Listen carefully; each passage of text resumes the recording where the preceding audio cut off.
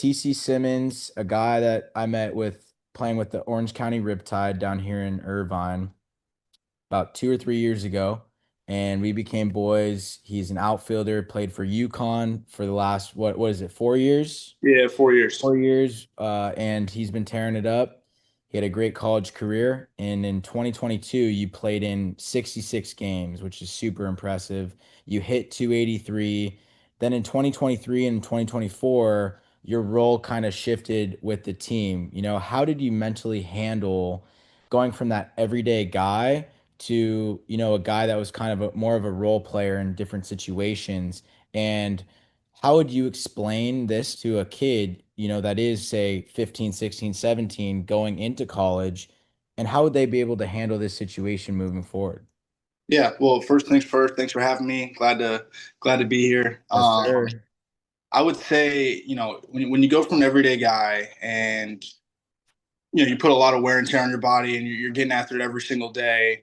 When you go into the following 2 years, and I wasn't that everyday guy, but for me, it wasn't about what my stats are looking like, and it was more about what can I provide and where can I bring value to the team to win games, right? Because the ultimate goal for every college baseball player is to get to Omaha, right? And 2 out of the 4 years, we were, a game away from getting to Omaha. But it's like, if I'm not in the game, where can I bring value? Whether it's on the bench, you're looking at what the pitcher's throwing and seeing if you pick up any tendencies, or is it, you're helping out a guy's swing. I think that's one of my favorite things is like be the player's coach and always help others because as baseball players, we see things, right? Like I'll see something in your swing and you'll see something in my swing and we'll kind of help each other out. Just like, I don't know if you have E-Fry getting on here, but E-Fry always told me slow and early, and that kind of stuck with all of us growing up.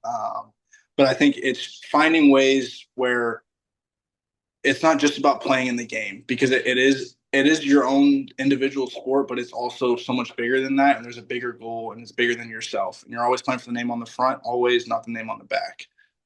And I would say how you could like translate that and deal with that is figure out what works for you, where you can still get your own work in, even when you're not in the game, because mental reps are game like reps, whether you think they are or not. If it's getting timing down on the side, even in the dugout, and you just feel that out because once you get in the game and you have your opportunity, you have to make the most of it because you may not get another one. 100%. Yeah, you couldn't have said that better. Playing in front, play with the name on the front of your chest, not the back. And a lot of kids and even high school kids nowadays, I feel like they're always worried about themselves. And it's important, it is getting cutthroat once you get out of high school, go to college, but it's important to know that you're a part of something much bigger than just the name, who you are, right? And it takes a special person to play at the next level, play at Division 1, go play pro, to be like, hey, I'm all in on my guys and I'm all in on you guys, not just for myself. Cool. Exactly. Yeah. All right. Let's see. Next question. I'm chopping this up anyway. Yeah. Okay. Let's see. Okay. How did being at a program like UConn help you understand leadership and sharpen your mental edge when things didn't go your guys' way or didn't go your way? Yeah. Great question. So, I mean, when you get to it's really any college, it's not just UConn or Division 1, but especially like for me at UConn, when I showed up, there's 40 guys on the roster that are dudes. It's not just yourself. Like you're not just the guy anymore. Like there's a bunch of dudes on the team, and like if you go through your struggles or something's not going your way, you look around you, guys are competing and they're taking that next step ahead of you. And it's always trying to find that edge to stay ahead of them. And it's like it's a teammate competition and you're boys, but you're also getting after it because you're trying to win over a spot. So even if you feel like, oh, dang, I didn't have my best day, you're like, all right, well, it's the next rep. It's the next rep or the next day. Because in baseball, it's the same thing.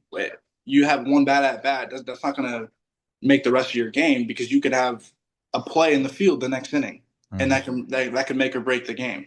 So it's kind of like you got to have that next rep mentality, next pitch, because you never know when that opportunity. Again, like I'm saying, like that opportunity is going to come, and you got to be ready for it. And if you're dwelling on things that you may or couldn't have done, it could affect you and your team, and that's a big part of it. And I would also say from that mentality wise is like you have to stay like calm and collected. And my coach liked to say, "Duck in a rainstorm." You shouldn't look panicked or worried if something goes wrong. A player or a coach should not be able to see it on your face.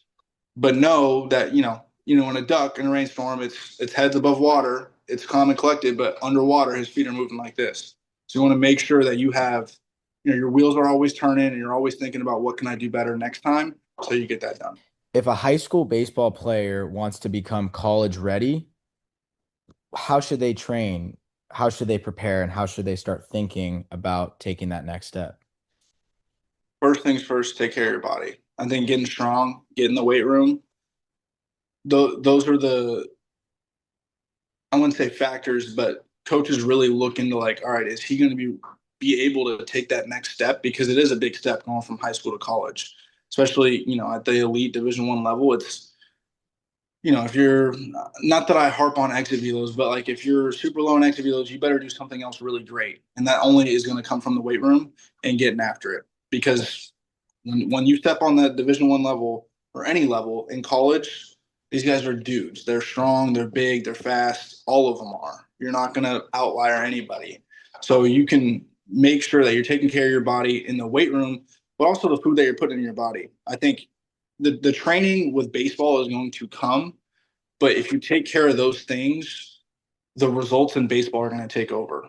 And the work that you put in, it's your body. It's so weight training, food, and then it's the extra work. You're not just going to practice for 3 hours and calling it a day. You need to get your reps in the morning. You need to get your reps in the afternoon, like after practice is done. And it could be little things, but if you find those things to kind of get in your routine, it's going to only make you more successful and get you prepared for that next step, which is the next level.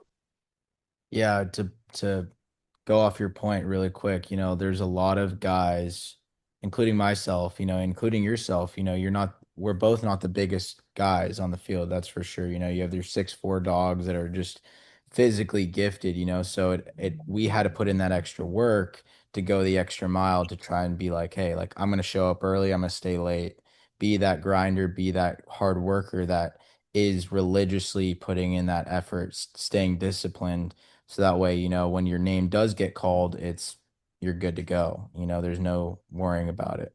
Exactly. And the coaches, just to add on that just a little bit, like the coaches are going to notice that, like, Mhm. and they'll see that with your play. And they'll know if you're putting the extra work just by how you're getting after it outside the field, like outside of just practice and games. Looking back at your college career, what was the most misunderstood part of playing at a high level that you wish you knew a lot earlier? Yeah, I'm going to harp back to the first part of it is you got to take care of your body. I've dealt with injuries and maybe injuries that I could have prevented, maybe some that I couldn't, Hmm. but it's not just about playing baseball and lifting, but it's also recovery. Because you do put a lot of miles on your body. And, for the kids out there right now, you're playing travel ball from when I played travel ball when I was 9 until basically I went to college. And then you go to college and you're playing a 64 game season. And then you go right out of the season into summer ball. And then you go into fall ball. Like it's a never ending cycle. But if you don't take care of your body while you're playing those games, and I think this is going to resonate more with the young teenagers into high schoolers of really starting to learn stretching, recovery, because your availability is the best thing for you. If you're not available to be on the field, it's not going to help anybody. But if you can stay healthy, coaches are going to want you on the team because they know they can put you in, you're going to stay healthy, and you're continuing to take care of your body. And you're setting an example for the rest of the guys around you. Yeah. Can't make the club if you're in the tub, something like that, right? There's a saying, I don't know what Something it like is, but it's that. Yeah. kids need to get away from the rankings. And I would say one thing I want to add that I should have added is Go ahead. never compare what you're doing or like who you are as a baseball player to somebody else. You're your own player. Find your own swing. Can you take certain things from different players? Yes, but you are your own baseball player, and it's I could try to be Bryce Harper as much as I want, but I'm not Bryce Harper. I can't throw 94 off the mound and hit a ball 100 or 460 feet. Yeah. But I can find my own part of my swing and be able to take part of his swing and add it to my game. Mm. And don't do too much. This game is so hard. Failure is meant to happen. Stay after it, get after it, and the success will come. Looking back at playing at UConn, what was a story, a real, a real raw story that you can remember or maybe tell to the next generation that was either funny or serious or something that, is a reflection of maybe your career at UConn? Out of high school, I was a 0 star athlete. I had zero offers, no interest whatsoever from any colleges, and went the JUCO route. You went the JUCO route as well. You know what that's like, and you're only going to get anything out of something the more you put into it. If you don't put anything into something, you're not going to get anything out of it. And going to UConn after putting in that work, but then getting there and showing like I deserve to be here is what is going to open up so many doors for you. And I think when I look back at my career, I get there my first year, I break 3 ribs. I don't know if they're going to bring me back. I go play with the Riptide, have a really good summer, and that setup. And after I break 3 ribs, I could have been like, you know what, dude, like I don't even know if I want to keep doing this. But it's looking like, you know what, I've put so much time and effort into this. I'm not going to let this stop me now. And finding a way to get back onto the field, having a good summer, and being ready to go for that fall, where I was an everyday guy that following year and help the team go to a super regional. That's what it's about. And if you hear my last part of that, I said help the team go to a super regional. That's what it's about because there's nothing like having 40 brothers on the team that you're fighting for and that you're fighting with. So I think, what I would take from that is know that things are pretty much never going to go your way. Most of the time, something's going to come up, something's going to go wrong, but it's how you respond is what's going to define you as a baseball player and as a human being.